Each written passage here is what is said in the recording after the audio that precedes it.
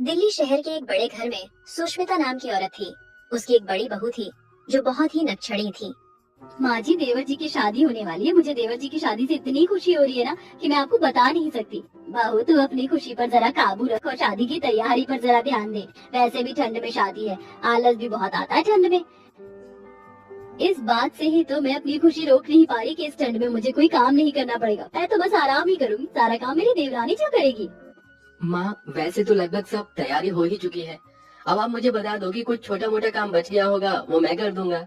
आप क्यों माँ जी को परेशान कर रहे हो? अरे मैं किस लिए हूँ, मैं आपको बाकी का सब काम बता दूंगी। एक हफ्ते बाद ही शादी है, कल से मेहमान भी आना शुरू हो जाएंगे हमारे घर पर। अब कुछ ही हफ्तों में सुष्मिता के बेटे की शादी एक गरीब लड़की से हो जाती है। वैसे तो सुरभि बहू, अब ये तेरा ही घर है। कुछ ही दिनों में तू इस घर के हर कोने से वाकिफ हो जाएगी। पर चल, मैं तुझे पूरा घर दिखा देती हूँ। और सुष्मिता उसका गृह प्रवेश करवा देती है। अब सुष्मिता और सुरभि की जेठानी उसे पूरा घर दिखाने के बाद आंगन में ले जाती है, जहाँ सुरभि मिट्टी का चूल्हा देखकर हैरान हो जाती है। मिट्टी का चूल्हा? माँ जी, हम तो इतने बड़े शहर में रहते हैं, यहाँ हर तरह की मॉडर्न तकनीक है, पर हमारे घर में ये मिट्टी का चूल्हा किस लिए?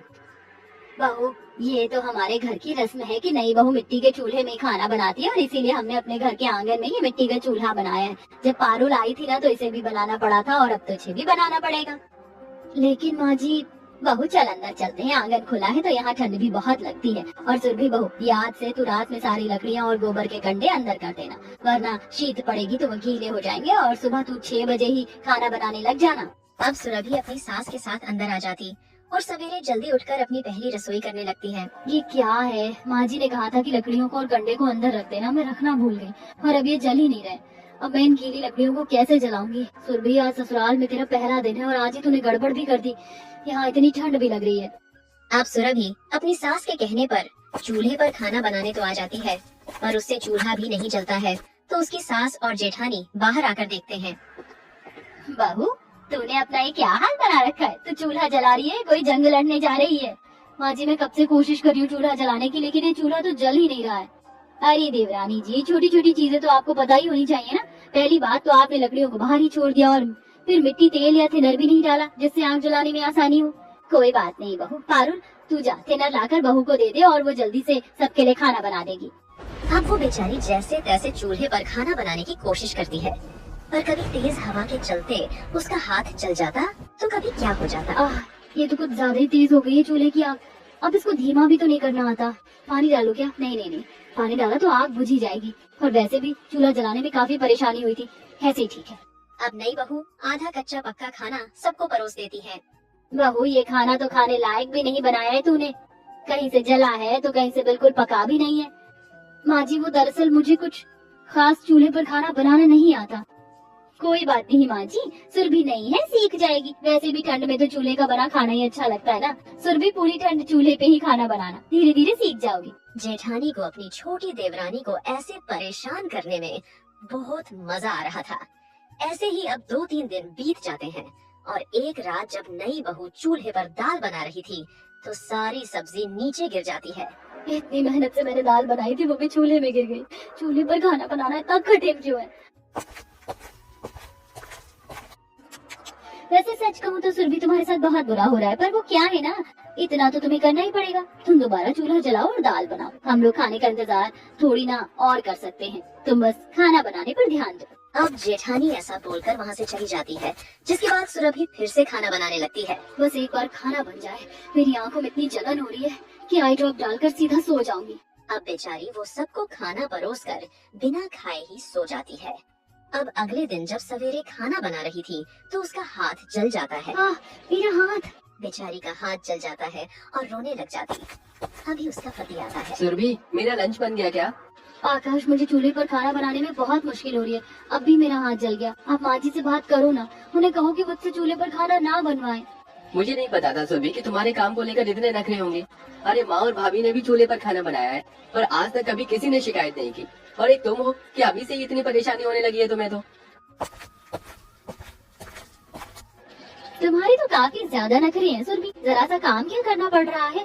तुम तो सीधा अपने पति से शिकायत कर रही हो। पर वो तो अच्छा है कि देवर जी समझदार है, वरना तो तुम कभी घर के काम को हाथ भी ना लगाओ। तुम खाना बनाओ, सब खाने का इंतजार कर रहे हैं। बेचारी का हाथ तो जल ही गया था और आंगन में बहुत ज्यादा ठंड होने की वजह से उसे जुकाम भी हो जाता है। माँ जी, बाहर आंगन में खाना बनाने से मुझे काफी ठंड लग गई है। मेरे सर में भी बहुत दर्द हो रहा है। आज मैं खाना नहीं बना पाऊंगी। तुम आजकल के बच्चे कितने कमजोर होते हो। अरे आंगन में जो ठंड आ रही है तुझे उससे जुकाम हो गया? तो तुझे क्यों नहीं दिख रहा कि चूल्हे पर आग जलती है, उससे गर्माहट भी तो मिलती है। माँ जी, आप ऐसे क्यों बोल रही हो? मैं कोई झूठ थोड़ी बोल रही हूँ। बहू, झूठ सच तो मुझे पता नहीं है, लेकिन इतना जरूर पता है कि ये सब काम चोरी के बहाने होते हैं। मुझे बिल्कुल भी पसंद नहीं है कि मेरी कोई भी बहू काम चोरी करे। कोई बात नहीं माँ जी, मैं खाना बना लूंगी। बेचारी छोटी बहू की परेशानी कोई भी समझना नहीं चाह रहा था। सबको अपने अपने काम से मतलब था।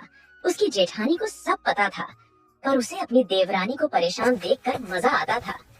ऐसे ही एक रोज जब वो चूल्हे पर खाना बना रही थी, तो उसकी जेठानी उसके पास आती है। सुरभि, तुम्हारा तो हाथ जल गया, तुम थोड़ा ध्यान से काम किया करो ना। अच्छा हटो, तुम यहाँ से, मैं खाना बना देती हूँ। तुम जाओ, आराम कर लो। ओहो, अब आपको मेरी चिंता हो रही है। मुझे आपकी मदद की कोई जरूरत नहीं है। मैं जला हुआ खाना सबको खिला दूंगी, अपना पूरा हाथ जलवा लूंगी, लेकिन आपसे मदद तो नहीं लूंगी। सुरभि, तुम समझ क्यों नहीं रही हो? तुम अपना हाथ देखो कितना जल गया है। मुझे सच में तुम्हारी चिंता हो रही है, तुम्हारे लिए बुरा लग रहा है। तुम क्यों जिद कर रही हो? मेरी जिंदगी में जो उथल पुथल हुई है ना, सब आपकी वजह से हुई है, और अब आप अच्छा बनने का नाटक कर रही हो। मैं बहुत ही शांति से और प्यार से कह रही हूँ कि यहाँ से चली जाओ, वरना आपके लिए अच्छा नहीं होगा। मुझे पता है सुरभि कि तुम मुझसे क्यों नाराज हो, और तुम्हारा पूरा हक भी बनता है नाराज होने का। तुम अपने ससुराल में आई हो, मैं भी ससुराल में आई थी। हम दोनों को तो समझना चाहिए था एक दूसरे को, पर मैंने तुम्हें नहीं समझा और तुम्हारे लिए बस मुश्किलें ही खड़ी करी हैं। लेकिन तुम्हें इतनी परेशानी में देखकर मुझे अपने वो दिन याद आ गए जब मैं तुम्हारी जगह थी। मैं भी ऐसे ही कभी हाथ जलाकर खाना बनाती तो कभी जुकाम बुखार में। दीदी, आपने भी? हाँ, और शायद तभी मैं तुम्हारे साथ ऐसा बर्ताव करने लगी, पर अब और नहीं। अब मैं तुम्हारी पूरी मदद करूंगी, या हम दोनों माँ जी से बोलकर अंदर वाली रसोई में खाना बनाएंगे। जेठानी को अब अपनी गलती का एहसास हो जाता है, जिसके बाद अब दोनों देवरानी जेठानी हंसी खुशी मिलकर रहने लगती है। किशनपुर नाम के एक गांव में शांति नाम की औरत थी। वो बहुत ही घमंडी औरत थी। भगवान ने उसे 2 बेटियां दी, एक काली और एक गौरी। वो गौरी बेटी को ही प्यार करती थी और काली बेटी को जरा भी नहीं। श्रेया स्कूल से आती ही होगी, उसके आने से पहले ही उसकी पसंद की चीज बना देती हूँ। अरे भगवान, क्या बना रही हो? श्रेया के लिए उसकी पसंद की खीर, पूरी और आलू की सब्जी बना रही हूँ। चलो ठीक है, तुम बना लो, तब तक मैं दोनों बच्चियों को लेने उसके स्कूल पहुंच जाता हूँ। मुकेश अब गौरी बेटी का हाथ पकड़कर घर ले आता है। मुकेश भी गौरी बेटी से ही प्यार करता था। बेचारी काली बेटी पीछे पीछे आ रही थी। अब शांति जल्दी से आकर गौरी बेटी को गोद में ले लेती है। अरे मेरी राजकुमारी, आखिर तू स्कूल से पढ़कर आ ही गई। चल, मैंने तेरे लिए तेरी पसंद का खाना बनाया है। शांति अपनी गौरी बेटी को गोद में लिए बहुत प्यार कर रही थी और काली बेटी को नजर देखा भी नहीं। बेचारी काली बेटी पीछे पीछे चलते हुए अपनी माँ से कहती है, माँ, मुझे भी गोदी में उठाओ ना माँ। तुम देख नहीं रही हो, तुम्हारी बहन मेरी गोदी में पहले से ही है, और अब मैं तुम्हें भी गोदी में उठा लूं? अरे मैं एक समय पर एक को ही तो गोदी में उठा सकती हूँ। शांति अपनी गौरी बेटी को गोद में लिए अपने कमरे में खाना खिलाने के जाती है और बेचारी काली बेटी वहीं खड़ी रह जाती है। ऐसे ही वो बेचारी माँ की ममता के लिए तरसती रहती है। अब ऐसे ही समय निकलता गया और शांति हमेशा ही गौरी बेटी को प्यार करती, उसका ही ध्यान रखती। प्रिया बेटी, यहाँ पर आओ, देखो मैं तुम्हारे लिए फ्रॉक सिली हूँ। अरे वाह माँ, ने तो बहुत प्यारी फ्रॉक बनाई है, ये तो बहुत खूबसूरत लग रही है। काली बेटी ये सब देखकर अपनी माँ से कहती है, माँ, ये देखो ना, मेरी फ्रॉक फट गई है। श्रेया के पास तो पहले से ही कई सारी फ्रॉक है, मुझे आप एक नई फ्रॉक सिल कर दे दो ना माँ। नई फ्रॉक सिलने के लिए मेरे पास कपड़ा नहीं है और तुझे फ्रॉक चाहिए। रुक जा, मैं तुझे फ्रॉक देती हूँ। अब शांति अपनी गौरी बेटी एक पुरानी फ्रॉक काली बेटी को दे देती है, जिसे देख वो बहुत उदास हो जाती है। अब इस तरह समय निकलता गया और दोनों बेटियां बड़ी हो गईं। अब शांति जल्दी से अपनी काली की कहीं भी शादी करके भगाना चाहती थी। जितनी जल्दी इसकी शादी होगी उतनी जल्दी मुझे इससे छुटकारा मिलेगा, और उसके बाद मैं अपनी बेटी श्रेया की शादी धूमधाम से करूंगी। लेकिन इस मनहूस के लिए तो कोई रिश्ता ही नहीं आता, और जो लोग आते हैं इसके काले रंग को देखकर रिश्ते के लिए मना करके चले जाते हैं। शांति काली बेटी के लिए कई जगह रिश्ते की बात चलाती है, पर कहीं भी उसके काले रंग की वजह से रिश्ता नहीं होता और दोनों माँ बेटी काव्या को बहुत बातें सुनाते हैं। अरे इतनी बड़ी हो गई है तू, और तेरी वजह से तेरी छोटी बहन अभी कुंवारी बैठी है। पता नहीं कब तेरी शादी होकर तू इस घर से जाएगी। काली कलूटी कहीं की, यहाँ पर काली माता बनकर बैठी हुई है। शांति की बात सुनकर उसे बहुत बुरा लगता है, जिसके बाद वो रसोई में जाकर एक कोने में बैठकर रोने लगती है। सगी माँ होकर मेरी माँ मुझे इतनी नफरत करती है। भगवान, तुमने क्यों मुझे इतना काला बनाया? इससे अच्छा तो तुम मुझे इस दुनिया में पैदा ही नहीं करते। कम से कम मुझे ये जल्लत तो नहीं सहनी पड़ती। बेचारी ऐसा कहते हुए वो फुट फुट कर रोने लगती है। अब ऐसे ही समय निकलता गया और एक दिन गरीब घर के लड़के का रिश्ता आ जाता है, जिसके लिए शांति हाँ कर देती है और थोड़े ही दिन में उस गरीब घर में अपनी काली की शादी करवा देती है। जिसके बाद काव्या अपने गरीब ससुराल में चली जाती है। आओ बहू, घर में आओ, इसे अपना ही घर समझो। आज से तुम इस घर की बहू हो। तुम थक गई होगी, चलो थोड़ी देर आराम कर लो। शादी के फंक्शंस में वैसे भी बहुत ज्यादा थकावट हो ही जाती है। काव्या के गरीब ससुराल वाले उससे अच्छे से बात करते हैं और उसकी सास कांता भी उसे अपनी बेटी की तरह प्यार करती है, उसे खाना भी खिलाती है। ये सब देख काव्या सोचती है, भले ही मेरे ससुराल वाले गरीब हैं, लेकिन वो मेरा कितना ख्याल रखते हैं। इतना प्यार तो मुझे इतने सालों में आज तक मेरी माँ भी कभी नहीं दे पाई होंगी। काव्या के गरीब ससुराल वाले भले ही गरीब थे, पर वो दिल से अमीर थे। वो काव्या को कभी भी उसके रंग को लेकर नीचा नहीं दिखाते थे। अब ऐसे ही कुछ समय बाद शांति ने अपनी गौरी बेटी की शादी एक अमीर घर में कर देती और उसकी शादी में महंगे महंगे सामान भी दिए, जिसे देख काव्या अपने मन में सोचती है, माँ ने मेरी शादी इतने गरीब परिवार में की और मेरी शादी में एक फूटी कौड़ी भी खर्च नहीं की। मुझे कुछ भी नहीं दिया। इसका मतलब माँ ने शुरू से ही मेरे काले रंग की वजह से मुझे प्यार नहीं किया। मेरी बहन श्रेया को माँ ने इतना कुछ दिया, लेकिन माँ ने मेरे बारे में एक बार भी नहीं सोचा। आखिर माँ ऐसा कैसे कर सकती है? इतना सब कुछ करने के बाद भी काव्या सब कुछ भुला देती है, अपनी छोटी बहन की शादी में लग जाती है। अब थोड़ी देर बाद शादी होने के बाद शांति अपनी गौरी बेटी की विदाई में रोने लगती है। जहाँ बेटी अपने ससुराल में खुशी से रहना, वहाँ तुझे किसी भी चीज की कमी नहीं होगी। बस करो माँ, क्यों ये फालतू का ड्रामा कर रही हो? रो रो कर इससे कुछ नहीं होता। आजकल कोई माँ अपनी बेटी को विदा करते हुए नहीं रोती। इतना सब कुछ सुनकर शांति चुप हो जाती है, जिसके बाद गौरी बेटी विदा होकर अपने ससुराल चली जाती है। अब ऐसे दिन निकलते जाते हैं और अब शांति घर में अकेली ही रहने लगी थी। उसकी देख रेख करने वाला कोई नहीं था, जिस वजह से वो अब बीमार रहने लगती है। ऐसे ही एक रोज जब शांति बाजार से घर वापस आ रही थी तो बेहोश हो जाती है। अरे ये क्या, लगता है उनकी तबीयत ठीक नहीं है। अब वो लड़का जल्दी से फोन करके किसी को मदद के लिए बुलाता है और शांति को उसके घर तक पहुंचाता है। थोड़ी देर बाद शांति को होश आ जाता है तो उससे कहती है, नंदू, तुम्हारा बहुत शुक्रिया जो तुमने मेरी जान बचाई और मुझे मेरे घर से ही सही सलामत छोड़ दिया। बस मेरा एक छोटा सा काम और कर दो। मेरी बेटी श्रेया को फोन करके उसे मेरे बारे में बता दो। मुझे अभी उसकी बहुत ज्यादा जरूरत है। ठीक है आंटी, जैसा आप कहती हो, मैं आपकी बेटी को फोन मिलाकर उसे आने के लिए कह देता हूँ। अब वो लड़का फोन निकालकर छोटी बेटी को फोन करता है। देखो नंदू, मेरे पास टाइम नहीं है और मैं अभी पार्टी में हूँ, तो अभी बात नहीं कर पाऊंगी। और अब तुम मुझे दोबारा कॉल मत करना। चलो मैं फोन रखती हूँ। अब छोटी बेटी ऐसा बोलकर फोन काट देती है और फिर पार्टी में एंजॉय करने लगती है। ये क्या, उनकी बेटी कैसी है? अपनी माँ के बारे में सुनने के बाद भी उसे जरा भी परवाह नहीं। खैर कोई बात नहीं, मैं काव्या दीदी को फोन करके माधुरी आंटी के बारे में बता देता हूँ। अब वो लड़का दूसरी काली बेटी काव्या को फोन करता है और उसे उसकी माँ के बारे में सब कुछ बताता है, जिसे सुन काव्या जल्दी से घर आ जाती है और अपनी माँ की बहुत देखभाल करती है और उनका इलाज करवाती है। जिसके बाद शांति पूरी तरह से ठीक हो जाती है और उसे अपनी गलती का एहसास भी हो जाता है। माँ चलिए उठिए, मैं आपकी दवाइयाँ लेकर आई हूँ, इन्हें खा लीजिए। काव्या जैसे ही दवाई देती है तो शांति अचानक से रोते हुए अपनी बेटी से कहती है, बेटी, मैंने तेरे साथ बहुत बुरा किया। मेरी बीमारी के बारे में सुनते ही तू फौरन दौड़ी चली आई। लेकिन बचपन से मैं जिस बेटी को इतना प्यार देती रही, इतना बड़ा किया, उसकी हर ख्वाहिशों को पूरा किया, उसने एक बार भी मेरे बारे में नहीं सोचा। लेकिन तुझे मैंने माँ का प्यार भी नहीं दिया और फिर भी तूने मुझे अपनी माँ का पूरा दर्जा दिया और मेरी मुसीबत में मेरे साथ खड़ी रही।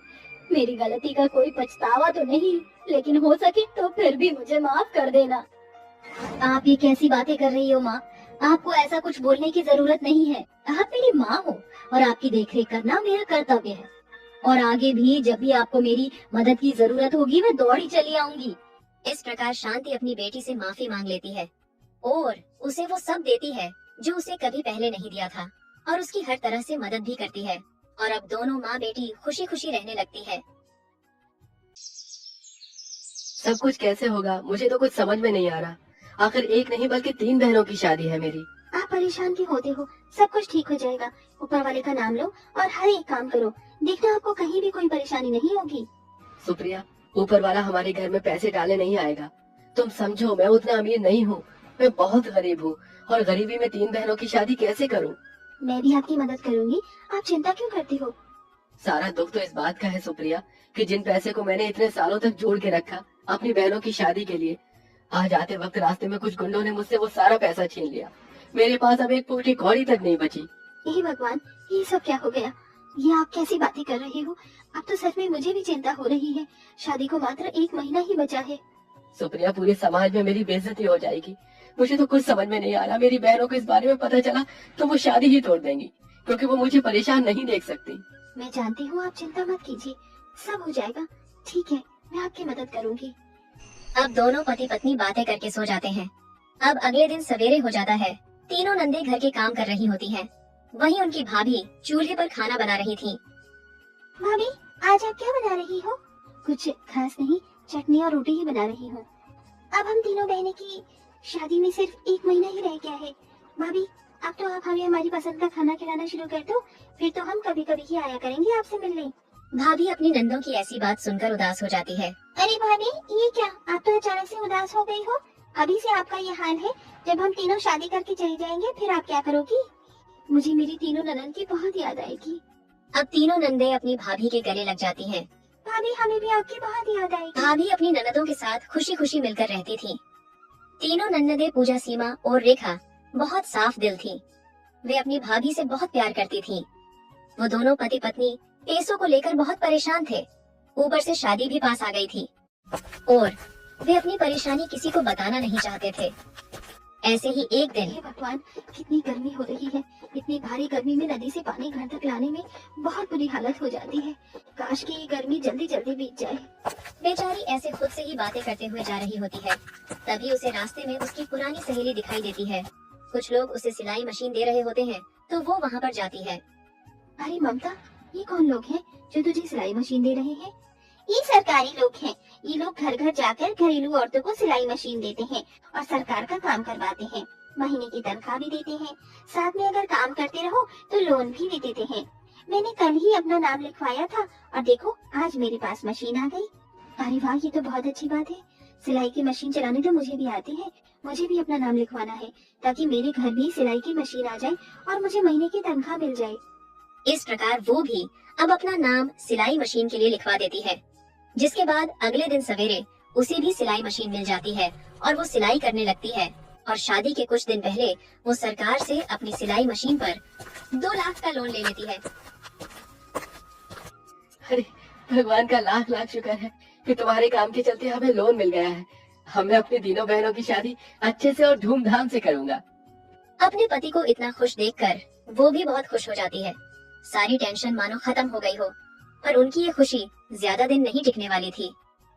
अब दोनों पति पत्नी मिलकर अपनी बहनों की शादी बड़ी धूमधाम से करते हैं और अब बड़े प्यार से विदा करके ससुराल भेज देते हैं। तुम तीनों मेरी ननद ही नहीं बल्कि मेरी बहनें भी बन रही हो और मेरी सहेलियां भी।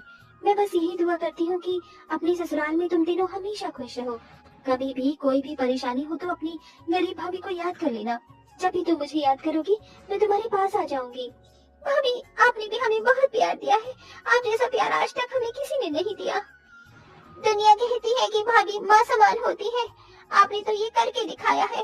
आप हमारी भाभी ही नहीं बल्कि माँ की तरह हो, क्योंकि एक माँ ही इतनी जिम्मेदारी अपनी बेटियों की उठाती है जितनी आपने हमारी उठाई है। भाभी, हम तीनों को आपकी बहुत याद आएगी, लेकिन चिंता मत करना, हर महीने हम आपसे मिलने आते रहेंगे। अब तीनों बहनें अपनी भाभी के गले लग जाती हैं। जिसके बाद वो अपनी तीनों बहनें विदा होकर अपने ससुराल चली जाती है और खुशी खुशी रहने लगती है। तीनों बहनें अपना अपना काम अच्छे से करती हैं। उनके ससुराल वाले बहुत अमीर थे। वहीं दूसरी तरफ उनके भाई भाभी की हालत बहुत बुरे थे। उनका काम भी छूट गया था और लोन भी बाकी था। सुप्रिया, तुम्हें क्या बताऊं, मेरा काम छूट गया है। वे दोनों ऐसे बातें कर ही रहे होते हैं कि तभी अचानक से शॉर्ट सर्किट हो जाता है और बिजली चली जाती अरे, है। ये अचानक से लाइट कैसे चली गई? पहले तो कभी ऐसा नहीं हुआ। एक तो आपकी नौकरी छूट गई है, ऊपर से कुछ न कुछ परेशानी चलती ही रहती है। वे दोनों पास जाकर देखते हैं और समझ जाते हैं कि शॉर्ट सर्किट हुआ है। हे भगवान, ये क्या हो गया? अब हम लोग क्या करें?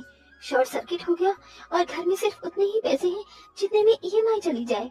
अब क्या करें, मुझे तो कुछ समझ में नहीं आ रहा। वे दोनों काफी परेशान हो जाते हैं और गर्मी में हालत खराब हो जाती है। उनके घर में अभी तक खाना भी नहीं बना था और गैस भी खत्म हो गई थी। लगता है भगवान भी हमें भिगो भिगो कर जूते मार रहे हैं। अभी शॉर्ट सर्किट हुआ तो अब गैस भी खत्म हो गई। अब उस बेचारी भाभी को गर्मी में चूल्हे पर खाना बनाना पड़ता है, जिससे पसीने में पूरी तरह भीग जाती है।